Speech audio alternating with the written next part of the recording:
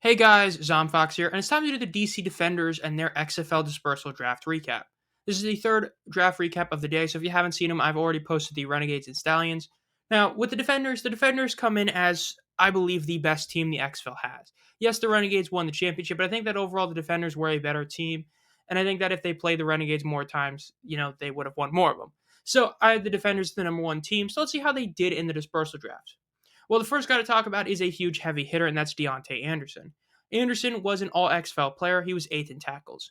A defensive back having a lot of tackles is pretty incredible. The fact is, he had 31 solo tackles, so it showed he didn't need someone else to help him, and it proves that he's great at stopping guys from getting a lot of yards after catch. His 3 TFLs is nice too.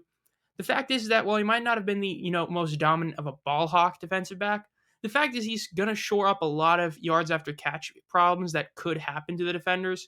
He was on the Vipers as well, which was a awful team. So it's not like he was, really helped by the team around him. So overall, this is a really solid pick by the defenders. A great addition to their defense. Then we have the first of many Roughnecks guys who signed on this offseason to the Roughnecks, and Elijah Blades, a defensive back to help shore up the back end. If he works out, it's going to be another add to the defense and the back end. As you'll see, the defenders pretty much targeted two areas, and you already can tell which one of those areas are. So overall, a nice pick if he pans out, could be great for him. Then we have the start of the other area the defenders targeted, and that's the trenches with Jean Delance. Overall, when you look at Delance, the fact is that he's an offensive tackle. You can't go wrong with offensive linemen. It is the most important position, I think, in overall football in terms of a group, because a good offensive line can hide a lot of issues with your running backs or your quarterbacks. And we'll get to the big issue at quarterbacks. Overall, really solid pick. Then we have Jordan Evans, linebacker from the Sea Dragons. Overall, this guy really didn't get a lot of chance to shine. He only played in 4 games, and in those 4 games, he really didn't have that much a contribution. 13 total tackles, though 10 solo is a really solid number. 10-3 ratio is incredible, and then 2 TFLs. Overall, if he can have a full healthy season, he could be a nice depth piece or overall starter for the defenders as a legit inside linebacker. So we'll see. Now we get to the big one.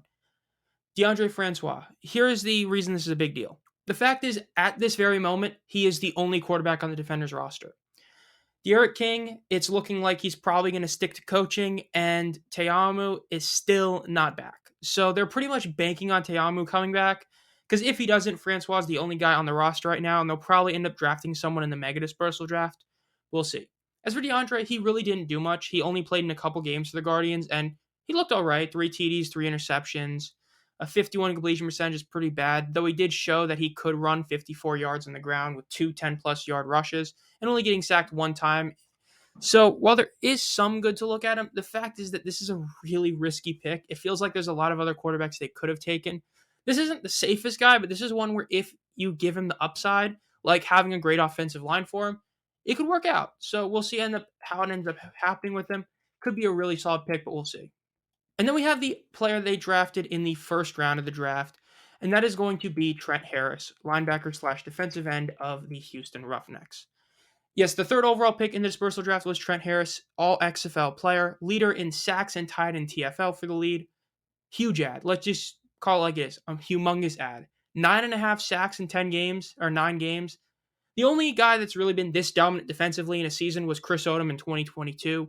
So the fact that you're getting compared to Chris Odom in 2022 is a big deal, and that's what Trent Harris was doing. 12 TFLs in 9 games is insane.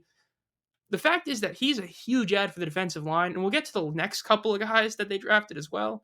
And you'll notice that the defenders really wanted to have a great defensive line. And this is basically as good a way to start as you can, getting arguably one of the best pass rushers in the entire UFL. Safe to say he's without a doubt a top 5 pass rusher, and you can make a really good case he's top 3. Huge ad for him. And now we get to another Roughnecks guy in Donovan Jeter. Again, another guy that hasn't played in the XFL yet because he was drafted to the Roughnecks, or he signed with the Roughnecks in the offseason, but another defensive lineman. Another guy that could be a depth piece or a quality starter on the team and provide a lot of help because, well, they got a couple other defensive line we'll get to in a second. But first, we got to look at George Moore, offensive tackle from the Sea Dragons. Kind of weird. I believe he was drafted by the Renegades in like the initial college draft or college rights draft, but then found his way to the Sea Dragons. Hasn't played, but solid offensive tackle, like I said, getting the offensive line ready in case Francois is the starter. It's going to be a big deal. Solid pick. And now we get to a really solid defensive back in Adam Sparks. Another guy from the Vipers. I like the idea the defenders are doing. You'll notice with another pick later, the defenders decide to draft kind of pairs of guys that go together well, guys who already played together. Adam Sparks goes really well with Anderson. The fact is they both played in the Vegas. And while Sparks wasn't as good, he was still really solid. 31 total tackles, 21 solo, an interception, and 3 TFLs. A really solid defensive back to add to the team, and getting a solid pair of defensive backs is always going to be good for a team. And now we get to the last couple of big moves they got, with the first one being Takirius Tisdale. Guy only played 2 games last year, but in those 2 games, he made a mark. 2 sacks and 2 TFLs. If in a full season you're putting 10 sacks and 10 TFLs, you're going to be a really good all UFL type of player. So I really like this draft pick because, like I said, we've already talked about them drafting multiple defensive linemen, but it's because of the next guy. Because he's going to go with Harris and Tim Ward, defensive end, formerly the Roughnecks. Yes, they got Trent Harris's running mate in Tim Ward from the Roughnecks. Tim Ward had 5 sacks in only 6 games, tied for 6th in TFLs with 8, and tied for 7th in sacks. So you got 2 guys that if they're able to play a full season and do what they did in the few games they played last year, you're going to have an, in theory, defensive line with a trio that, in theory, should have almost 30 sacks between them. Now, granted, that's all in theory, but the fact is that this guy had 17 solo tackles, 8 TFLs, and 5 sacks in only 6 games. Him, Tisdale, and Harris by themselves are insane. Because the fact is that them, along with the Stallions and especially the Roughnecks, which we'll get into in the next dispersal draft video today, they really focused in on that defensive line. And the defenders are getting one of the best D-lines to the point where it's obvious that if they finish anywhere outside the top 4 in total sacks, it's a failure. Overall, really solid pick. Overall, the defenders draft, I think that a lot of people are looking at, teams like the Battlehawks, the Showboats, and teams like that and saying that the, high impact, skill position guys are huge.